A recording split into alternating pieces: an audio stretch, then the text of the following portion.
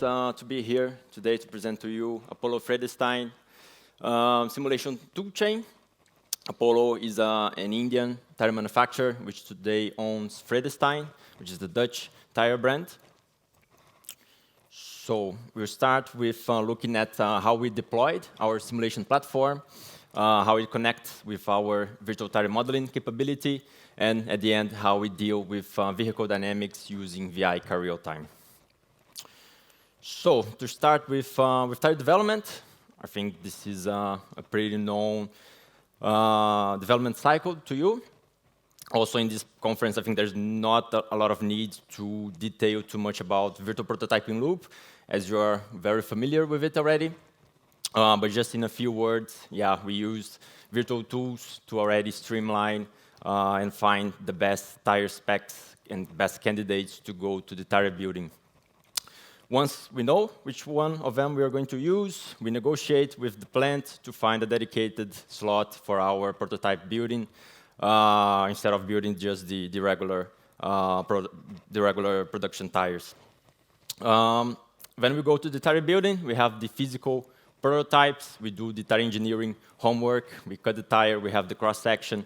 We'll measure some gauges, some thicknesses. We'll calculate ply stretch, belt lift, and compare with the specified values. We'll look at uniformity data, just ply steer, conicity, radial force variation, and so on. We'll look at the extrusion, so the extrude dates, the profiles to see how similar it is to the specified ones. Then we go to indoor testing, which we can do quite a lot. But for instance, just footprint, static stiffness, which are the most traditional ones, but also flat track that we have in India, and cleats. And of course, we move into outdoor testing. But before, as we like our test drivers, we do high-speed camber endurance, just to make sure that, because we're dealing with prototype tires, just to make sure that we're good to go. Then we can do dry, wet handling and braking, wear, field evaluation. And at the end, we have a lot of data to analyze and to report, which then we will compare to the target letter of the OEM, so the project requirements. If the criteria is met, then we just proceed with the submission to the OEM, or we restart the loop, but now with the knowledge of the first try. We use the data that we already have, so it becomes much quicker, also together with the virtual tools that we have. During the outdoor, for instance, we can quite straightforward calculate the forces during the tests, and then from that we can already go to a better vertical load range and some better boundary conditions for the tire modeling.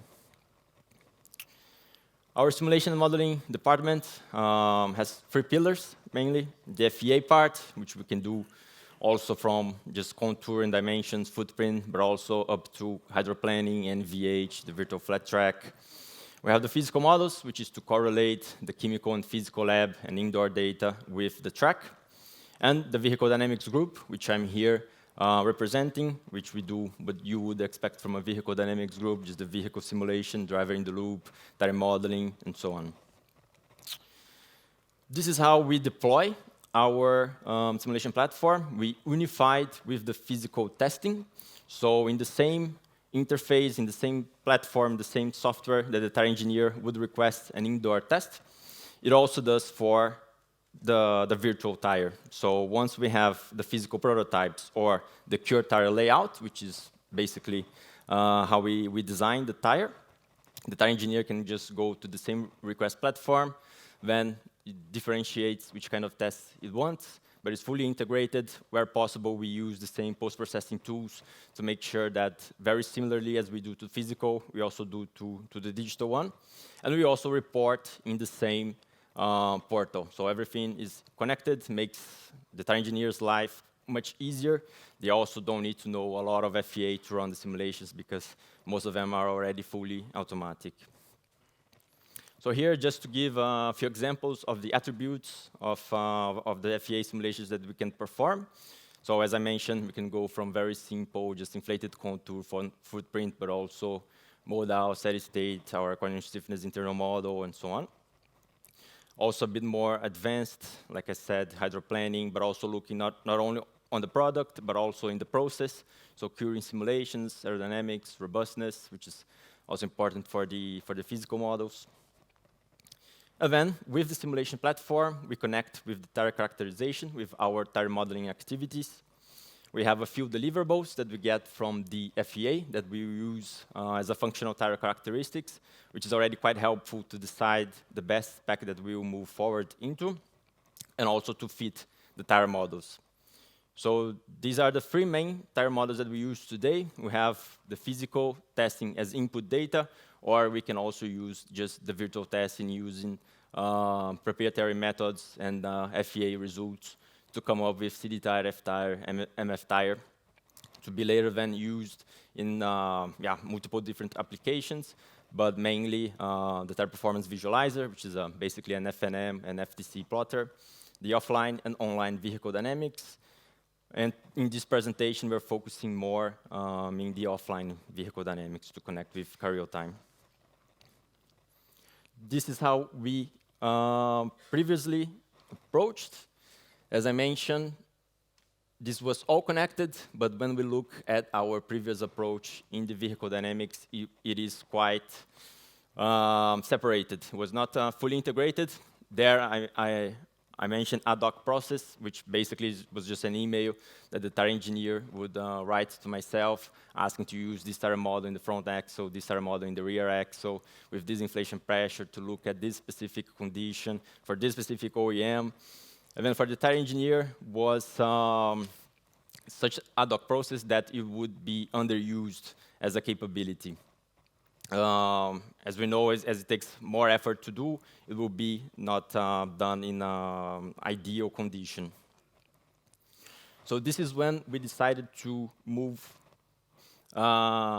Here just showing the two different domains. And as we can see, the vehicle dynamics was outside of the tire engineer domain, which would also make it difficult to have an early adoption of the simulation capability. And here's when we actually decided to move into the Vehicle Dynamics Desktop 2, as we call it, which was basically transferring the responsibility of the vehicle dynamics simulation from the vehicle dynamics engineer to the tire engineer. So it was basically the democratization of the vehicle dynamics simulations, integrating much better the vehicle-tire interaction during the development cycle, and also, of course, increasing efficiency, because in general, it's the tire engineer that knows the tire models to be used, the vehicle model, the maneuver. Then we only make sure to have a standardized report, so also make their lives a bit easier. And with the proper training, I think this is the best approach for at least the day-to-day vehicle dynamic simulations. So this is the simulation 3, which is basically what the tire engineers interact with the desktop 2. So it defines the tire models, can be all around or mixed fitment, defines the inflation pressure all in the graphical user interface, defines the vehicle models, can also change static alignment, vertical loads, vehicle geometry, and so on. And at last, the driver model, which is basically the event, the maneuver to be simulated, ramp steer, swap steer, double lane change, step steer, the most known ones. And also what we implemented was a batch option, which is basically specifying the OEM of the project. And then if we already know the known conditions, the most important maneuvers for that specific OEM, instead of requesting multiple simulations, it would just run everything all at once, which also is to make it as easy as possible to implement the tool in the development cycle. One thing that we do after doing the vehicle dynamic simulation, which is also something quite nice, is to do a retrofitting of the simulation platform. So now that we have a few vehicle dynamics results, we can go back to FEA, but now with more specific vertical load, slip angle, slip ratio, camber angle, and forward velocity. To not look only at the static footprint with some percentages from the load index, which is the classical approach, but also to have some nice cornering footprints per corner to have a better look at the conditions that the tire will actually be subjected to. So this is our current approach. Instead of having the vehicle dynamic simulation outside the tire engineer domain, we included in their domain. Is still not fully connected into the same request platform, but that was intentional because either way, before doing the vehicle dynamic simulation, it needs to look at the FNM data. So instead of using the FNM visualizer, or the FNM plotter, in one screen and then going to another request platform, we decided to put all together, which is known now as the Vehicle Dynamics Suite internally, which basically is a tab for plotting the FNM data, then a comparator, then a cornering stiffness interpolation tool, and a magic formula investigation, and then the vehicle dynamics simulation, all to make it as straightforward as possible to really integrate and make it very tight, the vehicle dynamics in our tool chain and in the project, in the development itself. So as a conclusion, now we have a vehicle-centric methodology. So before, with the underusage of the VI-CarRealTime, we had too much tire-centric analysis during the development. But now with such an easier tool to have for the tire engineer, it's much easier to perform the vehicle dynamic simulations. So now we have not only the tire functional characteristics, which is the traditional approach of cornering stiffness, pneumatic trail, and so on. We also have the vehicle-tire interaction analysis with some predefined KPIs, and also all together in the same tool, plotting the FNM data, request vehicle dynamic simulation, comparing the different tire models with the benchmark tire model, and also doing, we have a model for the corner stiffness interpolation to specify the most efficient spec change to reach the desired level of the cornering stiffness. And then later on, we can already streamline this for the driving simulator sessions before doing the OE virtual submission. So this is it. Thank you very much for your attention. If you have any comments, any questions, please feel free to reach out to me. Thank you.